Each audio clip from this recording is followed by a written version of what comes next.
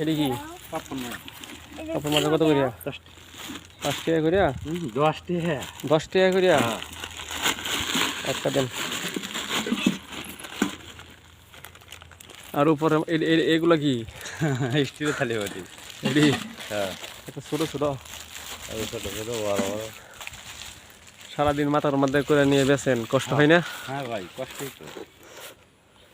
তাহলে এটা 10 টাকা? হ্যাঁ জি আচ্ছা দাঁড়ান আনতেছি টাকা।